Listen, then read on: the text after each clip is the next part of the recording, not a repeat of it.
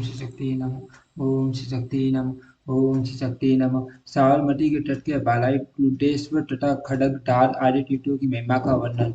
श्री महादेव जी कहते हैं, साबरमती के तट पर बालार्क नाम नाम का श्रेष्ठ तीर्थ है, जो भोग और मोक्ष प्रदान करने वाला है। मनुष्य उस बालक तीर्थ में स्नान करके पवित्रता पूर्वक 3 रात निवास करे और सूर्योदय के समय बाल सूर्य के मुख का दर्शन करे। ऐसा करने से वह निश्चय निश्चय सूर्यलोक को प्राप्त होता है। रविवार, संक्रांति, सप्तमी तिथि, विषुव योग, अयन के आरंभ दिवस, चंद्र ग्रहण तथा सूर्य ग्रहण के दिन स्नान करके देवताओं और पितरों और पितामहों को तर्पण करे। फिर ब्राह्मणों को गुड़ में डेनू और गुड़ भात दान के तत्पश्चात कनेर और जपा के फूलों से बाल सूर्य का पूजन करना चाहिए। जो मनुष्य ऐसा करता है वे सूर्य को लोक में निवास करते हैं। जो मानव वहाँ दूध देने वाली लाल गौ तथा ओज ढोने में समर्थ एक बैल दान करता है, वह यज्ञ का फल पाता है और कभी भी नरक में नहीं पड़ता। इतना ही नहीं, यदि वह रोगी हो तो रोग से और कैदी हो तो बंधन से मुक्त हो जाता है। इस तीर्थ में पिंड दान करने से पितामह गण पुण्य तप्त होते हैं। पूर्व काल की बात है, एक बुढ़ा भैंस जो वृद्धावस्था के कारण जर्जर हो रहा था, बोझ ढोने में असमर्थ हो गया। यह देख व्यापारी ने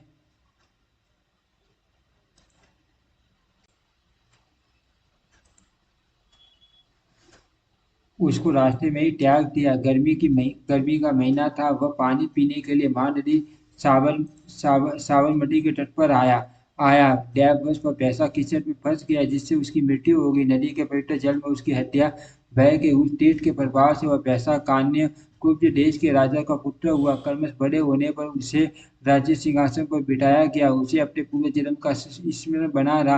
वहाँ अपने पूर्व वृतांत को याद करके उस तीर्थ के प्रभाव का विचार कर वह राजा उस उक्त तीर्थ में आया और वहाँ के जल में स्नान करके उसने अनेक प्रकार के दान किए। साथ ही उस तीर्थ में राजा ने दिवाली देव महेश्वर की स्थापना की। वहाँ स्नान करके महिषेश्वर का पूजन तथा बाल सूर्य के मुख का दर्शन करके मनुष्य सब पापों से मुक्त हो जाता है। यो तो समझिए साबरमती नदी परम पवित्र है, किंतु बालक क्षेत्र में उसकी पावनता विशेष बढ़ गई है। उसका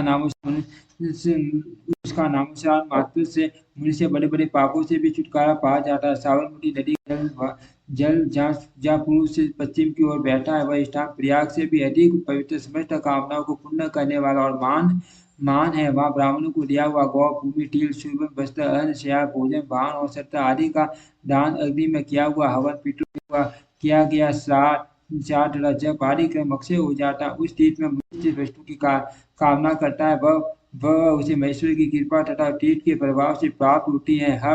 अब दुर्देश्वर नामक एक दूसरे उत्तम तीर्थ का वर्णन करता है। उसके स्मरण करने मात्र से पापी भी पुण्यवान हो जाता है। देवासुर संग्राम की समाप्ति और दैत्यों का संहार हो जाने पर भृगुनंदन शुक्राचार्य ने वहाँ कठोर व्रत का पालन करके लोक सृष्टि के कारण दुर्दश देवजी की क्षमाराधना की और उनसे दैत्यों के जीवन के लिए मृत संजीवनी विद्या प्राप्त की। यह तीर्थ भूमंडल में उन्हीं के नाम पर याद हुआ। काव्य तीर्थ में स्नान करके दुधेश्वर नामक महादेव का पूजन करने से मनुष्य से पापों से छुटकारा पा जाता है। साबरमती नदी के तट पर खडगधार नाम से विख्यात एक पीठ है, जो अब गुप्त हो गया है और जहाँ प्रसंगवश भी कभी स्नान और जलपान कर लेने पर मनुष्य सब पापों से मुक्त और रुद्रलोक में प्रतिष्ठित होता है। वहाँ कश्यप के पीछे जाती हुई पवित्र साबरमती नदी को पाताल लगी और जाते देख रुद्र ने उसे अपने जटाजूट में धारण कर लिया तथा वे रुद्र खड़गदार नाम से विख्यात होकर वहीं रहने लगे। देवेश्वरी वहाँ स्नान करने से पापी भी स्वर्ग चले जाते हैं। पार्वती माघ में वैशाख विशेष कार्तिक की पूर्णिमा को जो वहाँ स्नान करते हैं वे मुक्त हो जाते हैं। वशिष्ठ, वामदेव, भारत और गौतम आदि ऋषि वहाँ स्नान तथा भगवान शिव का दर्शन करने के लिए आया करते हैं। यदि मनुष्य मेरे स्थान पर जाकर विशेष रूप से मेरा पूजन करता है, उसका सारा पाप तत्काल नष्ट हो जाता है। जो इस तीर्थ में मेरी मिट्टी की मूर्ति बनाकर पूजते हैं वे मेरे परम धाम में निवास करते हैं। मेरा विग्रह कलयुग में खड़ग धारेश्वर नाम से विख्यात होता है। सतयुग में मैं मंदिर कहलाता हूँ, त्रेता में गौर और द्वापर में मेरा विश्वविख्यात नाम होता है और कलयुग में खडेश्वर या खडग धारेश्वर इस तीर्थ के दक्षिण भाग में मेरा स्थान है। यह जानकर जब विद्वान वही मेरी मूर्ति बनाता है और नित्य उसकी पूजा करता है, उसे मनोवांछित फल की प्राप्ति होती है और मानव धर्म, अर्थ, काम और मोक्ष चारों पुरुषार्थों को प्राप्त कर लेता है। देवेश्वरी जो लोग लोकनाथ महेश्वर का धूप दीप नैवेद्य तथा चंदन आदि अर्पण करते हैं, उन्हें कभी दुख नहीं होता। खड़गदार तीर्थ से दक्षिण की ओर परम पावन डोगदेश्वर तीर्थ बताया गया है, जो सब पापों का नाश करने वाला है। उस तीर्थ में स्नान करके डुगडेश्वर शिव का दर्शन करने पर मनुष्य पाप जनित दुख से तत्काल छुटकारा पा जाता है। साबरमती के सुंदर तट पर जहाँ परम पुण्य में चंद्रभागा नदी आकर मिली है, महर्षि दधीचि ने भारी तपस्या की थी। वहाँ किए हुए स्नान, दान, जप, पूजा और तप आदि समस्त शुभ कर्म तीर्थ प्रभाव से अक्षय होते हैं। दुग्धेश्वर तीर्थ से पूर्व की ओर एक परम पावन तीर्थ है, जहाँ साबरमती चंद्रभागा नहीं मिली है। वहाँ पुण्यदाता चंद्रेश्वर नामक महादेव जी नित्य विराजमान रहते हैं, जो संपूर्ण लोगों को सुख देने वाले परम मान और सर्वत्र व्यापक हैं। वे ही भगवान हर वहाँ निवास करते हैं। उस तीर्थ में चंद्रमा माँ ने दीर्घ काल तक तप किया था और उन्होंने ही चंद्रशेखर नामक महादेव की स्थापना की थी। वहाँ स्नान, जलपान और शिव की पूजा करने वाले मनुष्य धर्म और अर्थ प्राप्त करते हैं। जो लोग मास विशेष जो वसोत्सर्ग क्रम करते हैं, वे पहले स्वर्ग विशेषी धाम को जाते हैं। जो दूसरे तट पर जाकर समस्त पापों का नाश करने वाले चंद्रेश्वर नामक शिव की अर्चना करते हैं तथा विशेष रुद्र के मंत्रों का जप करते हैं, उन्हें शिव का स्वरूप समझना चाहिए। देवी जो जो सर्वदा स्नान करते हैं, उन मनुष्यों को निसंदेह विष्णु स्वरूप जानना चाहिए। जो तिल पीठ से या श्राद्ध करते हैं, वे भी उसके प्रभाव से विष्णु धाम को जाते हैं। या विधि पूर्वक स्नान और दान करना चाहिए। स्नान करने पर गर्भ, मट्टे आदि पापों से भी छुटकारा मिल जाता है। इस तट पर जो विशेष रूप से वट का वृक्ष लगाते हैं, वे मृत्यु के 85 पद को प्राप्त होते हैं। दुग्धेश्वर के समीप एक अत्यंत पावन तथा रमणीय तीर्थ है, जो इस पृथ्वी पर पिपलाद के नाम से प्रसिद्ध है। देश वहाँ स्नान और जल हत्या का पाप दूर हो जाता है। पिपलाद तीर्थ गुप्त है, वहाँ स्नान करने से मनुष्य मोक्ष का भागी होता है। वहाँ विधि पूर्वक पीपल का वृक्ष लगाना चाहिए। ऐसा करने पर मनुष्य कर्म बंधन से मुक्त हो जाता है। पिपलाद तीर्थ आगे साबरमती तट के निर्बाग नामक उत्तम तीर्थ है, जो व्याधि तथा दुर्गंध का नाश करने वाला पूर्व काल में कोलाल दैत्य के युद्ध में दानवों के द्वारा परस्पर होकर देवलोक सूक्ष्म शरीर धारण करके प्राण रक्षा के लिए यहाँ वृक्षों में समा गए थे। वहाँ जाने पर विशेष रूप से भगवान सूर्य का पूजन करना चाहिए। पार्वती सूर्य के पूजन से मनोवांछित फल की प्राप्ति होती है। जो मनुष्य इस तीर्थ में चाहकर सूर्य के 12 नामों का पाठ करते हैं, वे जीवन पर पुण्यात्मा बने रहते हैं। वे नाम इस प्रकार है: आदित्य, भास्कर, भानु, रवि, विश्व प्रकाश, तीक्षांशु, मार्तन, सूर्य, प्रभाकर, वसु, शस्ताक्ष तथा पूषा। पार्वती जो विद्वान एक आकर्षित होकर इन 12 नामों का पाठ करता है वह धन, पुत्र और पौत्र प्राप्त करता है। जो मनुष्य इनमें से एक एक नाम का उच्चारण करके सूर्यदेव का पूजन करता है, वह ब्राह्मण हो तो 7 जन्मों तक धनाढ्य एवं वेदों का पारगामी होता है। क्षत्रिय हो तो राज्य, वैश्य हो तो धन और शूद्र हो तो भक्ति पाता है। इसीलिए उपर्युक्त नाम में उत्तम सूक्त का जप करना चाहिए। पार्वती निवास तीर्थ से बहुत दूर जाने पर परम उत्तम सिद्ध क्षेत्र आता है। उपर्युक्त तीर्थ के बाद तीर्थराज नाम से विख्यात एक उत्तम तीर्थ है, जहाँ 7 नदियां बहती है। अन्य तीर्थों की अपेक्षा यहाँ के स्नान में 100 गुनी विशेषता है। यहाँ देवताओं में से साक्षात भगवान वामन विराजमान है, जो माघ मास की द्वादशी को तिल की ढेनों का दान करता है। वह सब पापों से मुक्त हो अपने सब पीढ़ियों का उद्धार कर देता है। यदि मनुष्य सुशील होकर यहाँ केवल तिल मिश्रित जल भी पितरों को अर्पण करे, तो उसकी केवल 1000 वर्षों तक के लिए सार क्रम संपन्न हो जाता है। इस रहस्य को साक्षात पीटर ही बतलाते हैं। जो इस तीर्थ में ब्राह्मणों को गुड़ और खीर भोजन कराते हैं, उनको एक एक ब्राह्मण के भोजन कराने पर शस्त्र ब्राह्मणों को भोजन कराने का फल मिलता है। तदनंतर साबरमती के तट पर गुप्त रूप से स्थित सोमती तीर्थ यात्रा करे, जहाँ काल अग्नि स्वरूप भगवान शिव पाताल से निकल के प्रकट हुए थे। सोम तीर्थ में स्नान करके सोमेश्वर शिव का दर्शन करने से निसंदेह सोमपान का फल प्राप्त होता है। वहाँ स्नान करने वाला पुरुष परलोक में कल्याण प्राप्त करता है। जो सोमवार के दिन भगवान सोमेश्वर के मंदिर में दर्शन के लिए जाता है, वह सोमलिंग की कृपा से मनोवांछित फल प्राप्त करता है। जो श्वेत रंग के फूलों से कनेर के पुष्पों से तथा पारिजात के प्रश्नों से पिनाकधारी श्री महादेव जी की पूजा करते हुए परम उत्तम श्री धाम को प्राप्त होते हैं। वहां से काकोटी का तीर्थ की यात्रा करे, जहाँ साबरमती का जल पश्चिम में पूर्व की ओर बैठा है, तो मनुष्य पेट तर्पण तर्पण पूर्वक वहां पिंड दान करता है तथा प्रत्येक पर्व पर वन को फूलों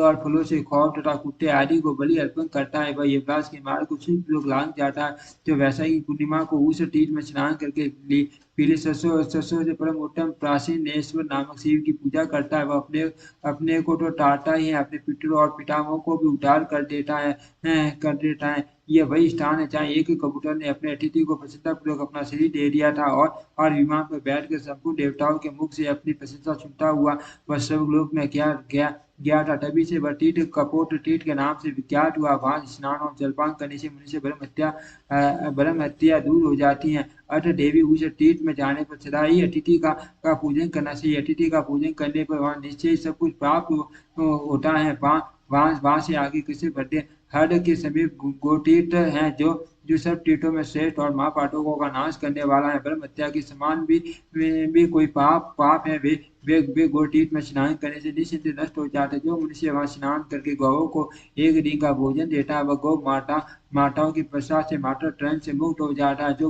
जो गोतीर्थ जाने पर स्नान करके श्रेष्ठ ब्राह्मणों को दूध देने वाली गौ दान करता है, वह ब्रह्म पद को प्राप्त होता है।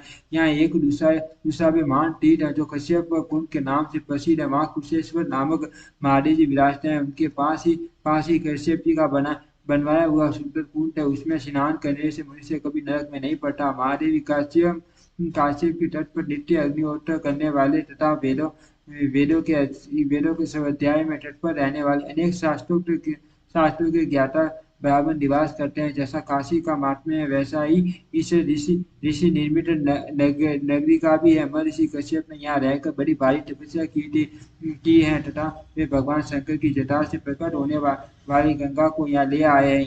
ये काश्यपी गंगा बड़े बड़े पाठकों का नाश करने वाली है। उसके दर्शन मात्र से मनुष्य घोर पाप से छुटकारा पा जाते हैं। वहाँ गोदान और रक्त दान की प्रशंसा की जाती है। उस तीर्थ में सार करके इतने लोग दान देना से ये भयंकर कलयुग में वह तीर्थ महापातकों का नाश करने वाला है। वहां से भूटाल्य तीर्थ में जाना चाहिए, जो पापों का अपहरण करने वाला है और उत्तम तीर्थ है। वहाँ भूतों का निवास कूट वट का वृक्ष है और पूर्व वाहिनी संतना नदी है। भूटाल्य में स्नान करके भूतों के निवास और भूत वट का दर्शन करने पर भगवान भूतेश्वर के प्रसाद से मनुष्य को कभी भय नहीं उठा। वहां से आगे घटेश्वर नाम का उत्तम तीर्थ है, जहाँ स्नान और दर्शन करने से मानव निश्चय ही मोक्ष का भागी होता है। वहां जाकर जो विशेष रूप से पाकर की पूजा करता है, वह इस पृथ्वी पर मनोवांछित कामनाओं को प्राप्त करता है। वहां से मनुष्य भक्तिपूर्वक बैद्यनाथ नामक तीर्थ में जाए और उसमें स्नान करके शिव जी की पूजा करे। वहां विधि पूर्वक पितरों का तर्पण करने से संपूर्ण यज्ञों का फल प्राप्त होता है। वहां देवताओं से प्रकट हुआ विजय तीर्थ है, जिसका दर्शन करने से मनुष्य सदा भांति के मनोवांछित भोग प्राप्त करते हैं। वैद्यनाथ तीर्थ से आगे तीर्थों में उत्तम देव तीर्थ है, जो सब प्रकार की सिद्धियों को देने वाला है। वहां धर्मपुत्र युधिष्ठिर ने राक्षस विभीषण से कर लेकर राजसूय नामक महान यज्ञ आरंभ किया था। पांडुपुत्र नकुल ने दक्षिण दिशा पर विजय पाने के बाद साबरमती नदी के तट पर बड़ी भक्ति के साथ पांडु राया नाम से विख्यात देवी की स्थापना की थी, जो भोग और मोक्ष प्रदान करने वाली है। साबरमती के जल में स्नान करके पांडु रायों को नमस्कार करने वाला मनुष्य अनिमा आदि 8 सिद्धियों तथा पशु मेगा शक्ति को प्राप्त करता है। यदि मानसिक भाव से पांडु रायों को नमस्कार कर ले, तो उसके द्वारा एक वर्ष की पूजा संपन्न होगी, ऐसा जानना चाहिए। देव तीर्थ पांडु राया को नमस्कार कर ले, तो उसके द्वारा एक वर्ष तक की पूजा संपन्न हो गई है, ऐसा जानना से देव तीर्थ पांडु राया के समीप जिसकी मृत्यु होती है, वह कैलाश शिखर पर पुष्प पहुँच कर भगवान चंद्रेश्वर का गण होता है। उस तीर्थ से आगे संदेश नामक उत्तम तीर्थ है, जहाँ सबको ऐश्वर्य प्रदान करने वाले भगवान चंद्रेश्वर नित्य निवास करते हैं। उनका दर्शन करने से मनुष्य अनजान अनजान में अथवा जानबूझ कर किए हुए पाप से छुटकारा पा जाता है। सबको देवताओं ने मिलकर एक नगर का निर्माण किया जो भगवान चंद्रेश्वर नाम से ही ये विख्यात है। वहाँ वहाँ से आगे गणपति तीर्थ है जो बहुत ही उत्तम है। वह साबरमती के समीप भी विख्यात है। वहाँ स्नान करने से मनुष्य निःसंदेह मुक्त हो जाता है। साबरमती के पावन तट पर लोगों की कल्याण कामना से पृथ्वी अन्य सब तीर्थों का परित्याग करके जो भगवान रुद्र में भक्ति रखता है वह जितेंद्र भाव से श्राद्ध करता है। वह शुद्ध सिद्ध होकर सब यज्ञों का फल पाता है। उस तीर्थ में स्नान करके ब्राह्मणों को वस्त्र दान करना चाहिए। ऐसा करने वाला पुरुष सब लोगों को लांग कर परम गति को प्राप्त होता है। ओम श्री शक्ति नमः।